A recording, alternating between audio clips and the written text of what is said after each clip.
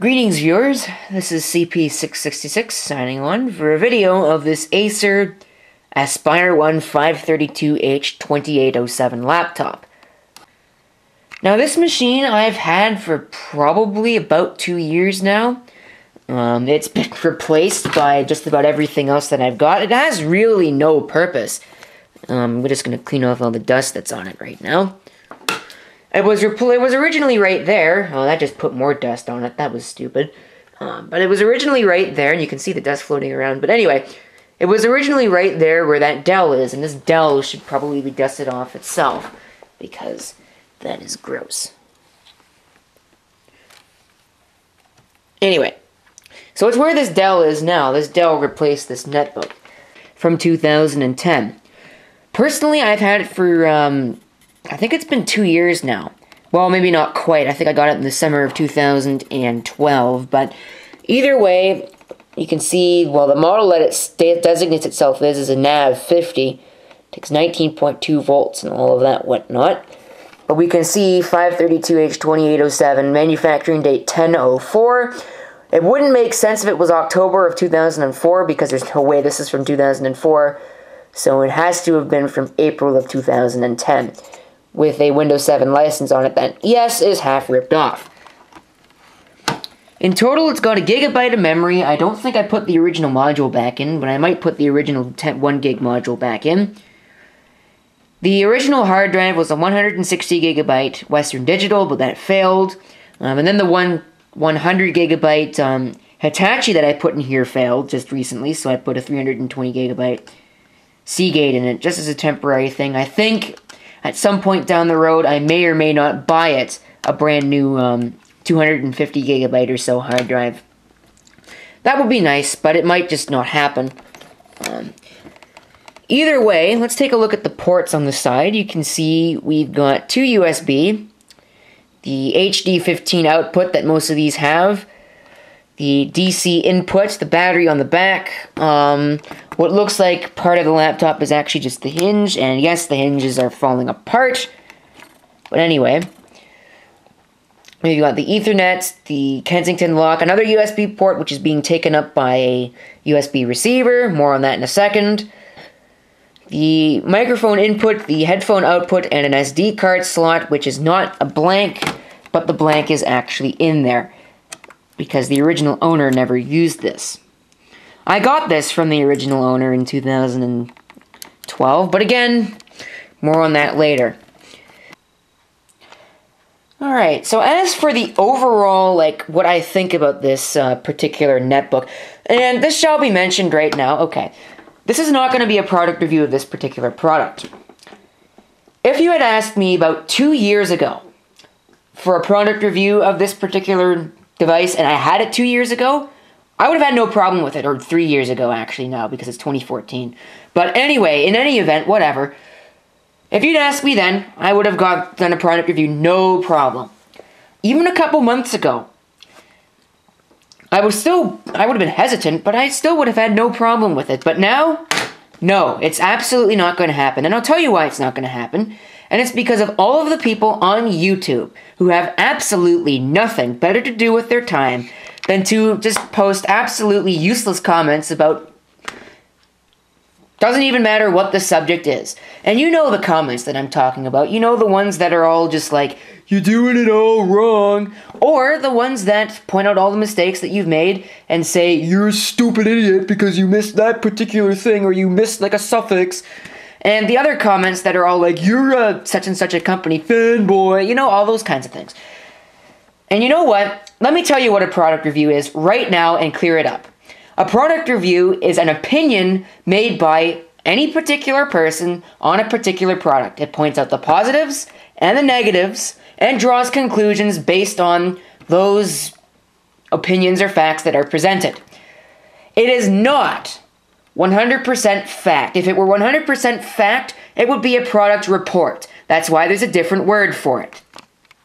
So for you to come onto my product review of whatever product it happens to be and tell me that my opinion is wrong makes you wrong. So don't do it.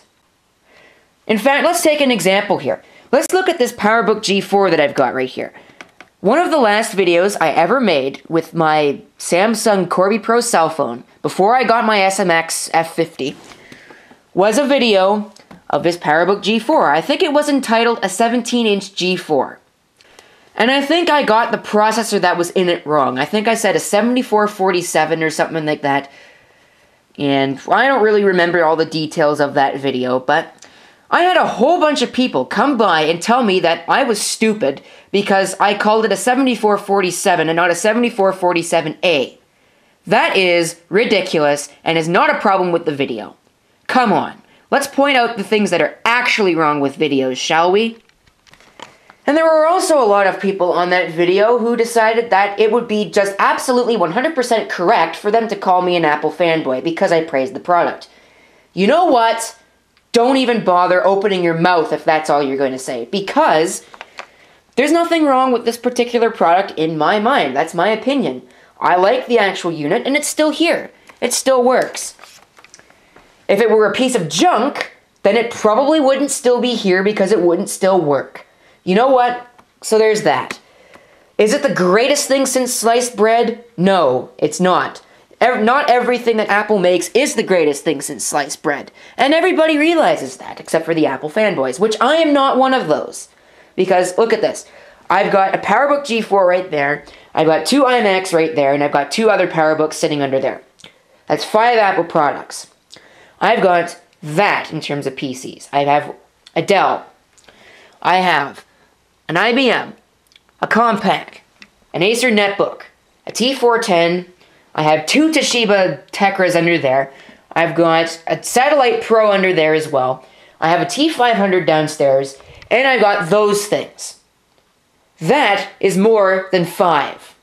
So obviously I'm not an Apple fanboy, you idiots.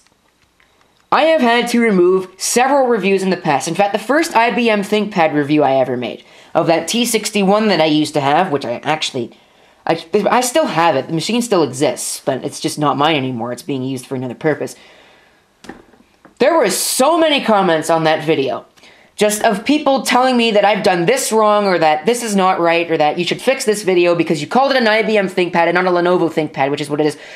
You know what? I don't understand the whole point of that, because it is an IBM ThinkPad. I'm going to let that sink in for a second. Why is it an IBM ThinkPad, you might be asking? Well, if you'd actually bothered to take a look at what the little logo said on the palm rest, it said ThinkPad T-Series. Okay? And it had the same thing on the back bezel of the display. Now, let's take a look at an IBM ThinkPad, my T42P, which is an IBM ThinkPad because it's got an IBM badging on it. But in any event, this is an IBM ThinkPad. Take a look at the logo. IBM ThinkPad. Oh, this logo would fit on the T61 without going over the edging and without doing any of that. That is one of the reasons why it's an IBM ThinkPad, T61. The other reason is that the T61 is an extension of the T60, which was an IBM ThinkPad. So, as you can see, I've actually done my research, and it doesn't seem like any of the rest of you have bothered to even do even the minimal amount of research, because it didn't take me that long to figure that out. It was fairly obvious. And then, you've got the people who have nothing better to do with their time than to post comments about, I don't know, not the thing that's sitting in front of your screen, but rather the mess that's in the background. And yes, I realize that there is a mess in the background. You don't need to point that out to me because this is my bedroom. I'm in here every single day. If you want to have a constructive conversation about it with me, by all means. But if you're going to be rude about it, get out of here because I don't want to hear from you. You know what? If you think you're such hot stuff, why don't you go to the store, go buy a camera, go buy equipment, and go make your own videos. Because most of you that post around here, like all the root stuff, is posted by people who don't even make their own videos. So I have no way of knowing if you actually do things better than I am. If you do know your stuff better than I do. If you do know all of this stuff. If you can do all this stuff. And if your tidiness is better than mine is. I have no idea because I can't see anything. You've got no proof. So either you make your own videos or don't you dare post a comment telling me that my video style sucks, that my content coverage sucks, and that my cleanliness sucks, and that as a result, I am a stupid idiot. Just don't do it. You'll be banned the instant that you post those comments. So, you know, just think twice before you actually do those kinds of things. Anyways, so there's my whole little rant about that. Hopefully you're still interested in this video. Hopefully I didn't just turn a whole bunch of you off and annoy the crap out of my viewers, because that's not my goal here. But, you know, sometimes, I tell you, some people on this planet really should not be allowed to use the internet. Anyways, back onto the subject of the actual computer itself. One thing I really do not like about anything made, and I'm going to go on another rant here, so sorry about this, are the glossy back panels and the glossy bezels and all the glossy everything. You know what? Let's take a look here. So as you just saw, this thing has got a glossy rear panel. This thing has a glossy display bezel and a glossy display that matches it, so you can see the guy using the camera. And yes, I've got a hat on. No negative comments about the hat, please. And it's got a glossy palm rest. Now this is probably the stupidest design I have ever seen on any computer ever. Whoever's brilliant idea it was to introduce glossy palm rests and glossy back panels should be fired. I'm sorry, but just seriously, this is ridiculous. You want to know what happens to these glossy back panels? And this is a perfect example. I don't even need to show it up in that light. Let's take a look here. Look at this. Look at all the fingerprints that are all over this, and also look at all the scratches that are all over this. You don't even have to look too carefully. Is that a scratch? That's also a scratch, as you can see, and I just put another fingerprint on it. These things look like junk after about 5 seconds of being used because they attract fingerprints and you can't clean them properly. A glossy display I can understand because from what I've heard it has slightly better colors and slightly better... It's got a better depth to it. I do like that part of it. What I don't like about the glossy displays, they're not good for everything. What I don't like about the glossy displays is that they reflect sunlight. So in a bright room, in a bright room, you can't actually see half the stuff that's on the display, which is not very useful, especially when you're using the machine, like if it's a netbook and an ultra portable. It reflects the sun a lot. You're going to be using it outside, and it's just not good. But the glossy palm rests, I mean, come on. Whose brilliant idea was it to have these? You put your hands on them all the time. Of course they're going to look like crap because you're going to get fingerprints all over them, and you can't clean that off because of the way that this glossy stuff works. It makes your product look like crap. It just looks so cheap. It looks like there was no thought designed into it at all. This is the kind of thing that I would expect to see in a third world country because they can't afford to make anything better. I'm sorry for using that as an argument, but that's just the way that I feel about this. This doesn't look like something that you would spend hundreds of dollars on. This looks like a $50 piece.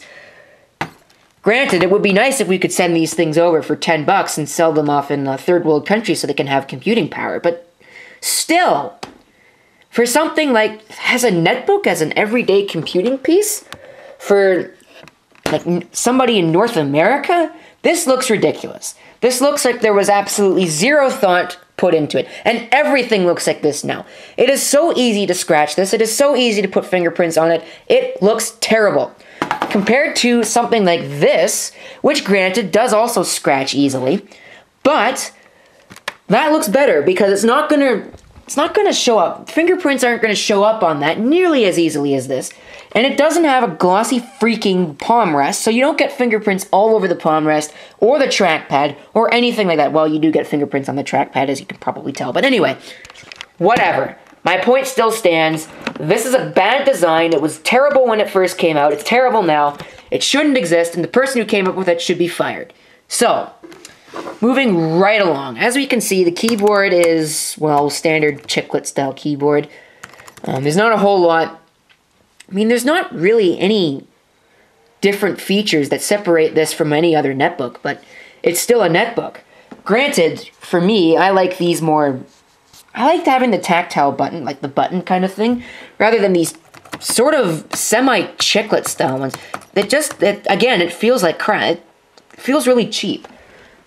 Something like this feels really cheap. I like this kind of keyboard for a desktop because it actually has some sort of, like, it feels like a real keyboard. That's all I can say. I can't really describe what it feels like because everybody's different, right? These hinges are actually really chintzy. As you saw at the beginning, they come apart because they're held together by clips. And there's a lot of stress being put on these hinges, just like any other laptop. There's a lot of, as you open and close the display, you're putting some torsion on the actual display part itself. And what does that have? What kind of structural backing does that have? Well, next to nothing. It has basically this piece, which causes it to separate over the time, because that breaks the clips that hold it together. In any event, this one's held up fairly well. I've seen some that are completely broken. But it still works. It still has a good battery. The hard drive has obviously been replaced because the original drive failed. And when I got it, I don't think I really discussed how I got this. Oh yeah, this trackpad is probably the worst trackpad I've ever seen on a laptop. It doesn't work. There's probably a hairline crack on it, and that's why it doesn't work. But I haven't taken the machine, well, I have taken the machine apart, but I haven't looked at it closely enough that I could tell whether or not there's a hairline crack in it. But I think that there is, because you can't get this thing to work very well at all unless you push really hard on it. So maybe there is a break in it. It's got an Atom N450 processor, which is a piece of junk, but in terms of actual processors, like, in terms of actual CPUs, it's not that bad. It's better than a Celeron, but it's got, I think I've already discussed the fact that it's got a gig of RAM in it and a 320 gigabyte Seagate hard drive in it at this point in time. It's not running Windows 7 Starter, it's running Windows 8, but that's probably going to change because Windows 8 on this machine is absolutely dismal. Anyway, let's just power it up and take a look. Or actually, let's plug it in first and then take a look. So, no comments on the mess because I absolutely hate it when people comment on the mess. You know, if you want to have a constructive conversation about that, by all means. But if you're just going to be rude, then get out of here. Power this up. Let's go into the BIOS. Or maybe not. Oh. Now we're just going to force shut this off and I don't really care what it does. If it breaks Windows 8, who cares? Because I want to go into my BIOS, man. You can take a look here. It's just a standard Inside H2O BIOS. 1.66 gigahertz N450 processor. We've got the Seagate model number. I didn't know that it could actually detect a serial number. I never noticed that. Latest BIOS version, or at least I think the latest BIOS version. I haven't looked in a while, so I don't know for sure. We've got an AO532H, which is that Aspire 1 stands for AO. I just touched the screen. The date and time is... looks like it's wrong. Actually, no, sorry, that says 49. So the date and time is right. We've got a gig of RAM, 8 megabytes of video memory, which we can't change, unfortunately, but still. It is an AHCI mode. We can set a couple passwords. We can change our boot order, and we can just exit if we wanted to, which we're going to take. And let's boot up into Windows 8 then. It's not that bad, actually.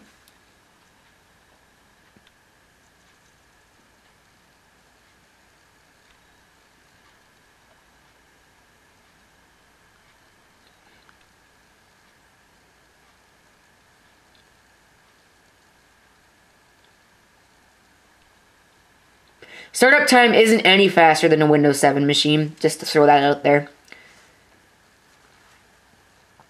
Even with the fast boot enabled.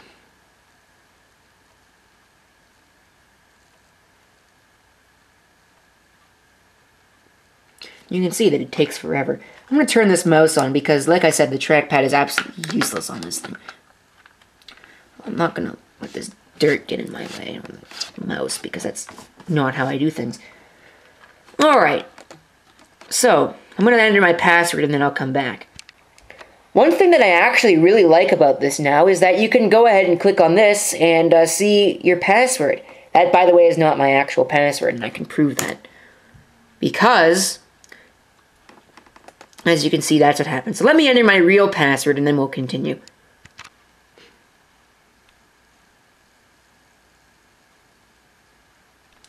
Alright, so as you can see, we're taken straight to the desktop because I've got a wonderful little program on here called Start W8, which is basically a start menu. And if we take a look at it here, you can see it doesn't match the actual system color scheme, but that's okay. I'd rather have a start menu that doesn't match the color scheme than no start menu at all and not be able to find any programs. Anyway, if we go to the start screen, here's one of my other gripes about Windows 8. It's the fact that none of the applications can run, even though this is a 1024 by 700 monitor. 1024 by 600. You can't even go into the store, so I can't even update this to Windows 8.1. You know what? I'm just going to end up ranting again. I'm done. Okay, that's it.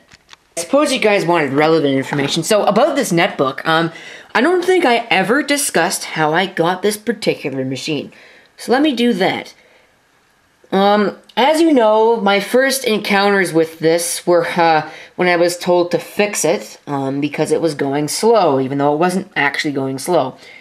And then eventually the original owners just tired of it, so I'm not even going to go into what happened between that because you probably already know if you've seen my videos of this netbook before. You will know what I had to go through. But, so this thing was ultimately left for dead, and the last time I actually saw it in that particular location was when they had asked me to go set up their new machine, which I think was like a Dell or a Toshiba or something like that. Just to, it wasn't the most high-end thing in the world, but it certainly wasn't low-end either. It was better than this. And I happened to see this, with its original box, sitting about ready to be, well, thrown out in the trash. And I didn't even ask, I just grabbed it. And they didn't notice, realize that I had grabbed it. I don't even think they really cared, but I grabbed the machine and I left. And of course, well, technically that would be stealing, but, I mean, it's garbage. And they didn't really care at all. Because I'm sure that they probably would have noticed me taking it if they really cared and would have said something. But anyway, so whatever it happens to be, it's here now. Of course it had data on it, but that was no big deal to get rid of because it still had the factory image on it. So